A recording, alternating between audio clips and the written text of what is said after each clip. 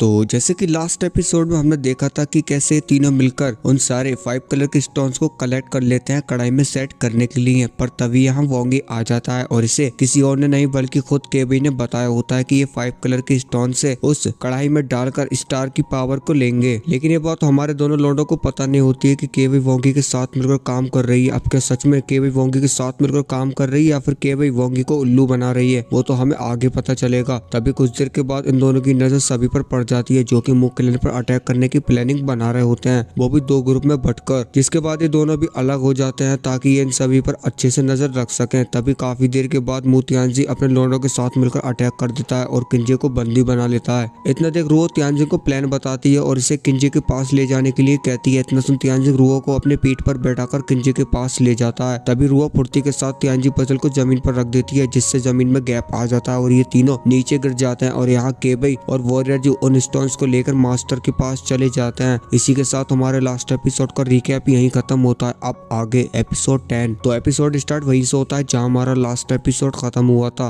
मु तियानजी अपने बहुत से लोंडों को लेकर आ जाता है कढ़ाई को खत्म करने के लिए। अब लड़ते लड़ते एक लोंडा क्याओ से टकराता है, उससे पहले क्याओ इसे हटा देता है कि अबे दूर हट बे। इतना देख इसके पीछे वाला लोंडा भड़क जाता है कि मालिक बस आप हुक्म करो, मैं इसका काम तो हम यही कर दूंगा। लेकिन क्याओ रोक लेता है और कहता है कितनी ओवर एक्टिंग कर रहा है। और तभी यहाँ एल्डर क्यू मस्त फुल फॉर्म में होते हैं कि हट जावे बुड्ढा हो तो ऐसा मार रहा हूँ, सोच अगर जवान होता तो तुम्हारी बैंड बजा देता। इसी के साथ केबई अपने तीरों से और वॉरियर जो अपने पत्तों से मु तियानजी के लोंडों का खेल खत्म कर रहे होते हैं। तभी लड़ते लड़ते मु तियानजी की नजर कढ़ाई पर पड़ती है कि अबे यार मैं यहाँ क्या कर रहा हूँ, कढ़ाई तो तोड़ी नहीं, चलो उसे तोड़ने चलता हूँ ताकि मुक्केलेन बर्बाद ना हो सके। इसी के साथ बता दूं मु तियानजी कोई बुरा लोंडा नहीं है बल्कि ये कढ़ाई को यूं फोड़ना चाहता है कि अगर सबको पावर मिल जाएगी तो सब कुछ खत्म हो जाएगा और इसी के साथ मुक्केलेन भी। इसलिए मु तियानजी आगे की ओर बढ़ रहा होता है। तभी केबी अपने तीरों से अटैक कर देती है जिससे कुछ तीर मु तियानजी पर लग जाते हैं। इसी के साथ यहाँ खड़े और भी लोंडे मु तियानजी पर अटैक कर देते हैं कि अबे तेरी हिम्मत कैसे हुई कढ़ाई को छूने की। अब मु तियानजी बहुत ही ज्यादा घायल हो जाता है। तभी जुआन की नजर इस पे पड़ती है और मन ही मन सोचती है अबे कमीने अब तो रुक जा। लेकिन मु तियानजी कहाँ मानने वाला था और ये आगे बढ़ने लगता है कढ़ाई को तोड़ने के लिए और पास जाकर कढ़ाई तोड़ नहीं पा रहा होता है। तभी वॉरियर जो इसकी तलवार को तोड़ देता है कि जब तक मैं जिंदा हूँ तुझे इस कढ़ाई को टच भी नहीं करने दूंगा। अब कुछ देर के बाद मु तियानजी हमारे बुड्ढे मास्टर जो को पकड़ लेता है, वो भी पीछे से, और कहता है बुड्ढे अब क्या ख्याल है, और तुझे ऊपर की शेयर कराऊं। इतना सुन मास्टर कहता है पागल वागल हो गया है क्या,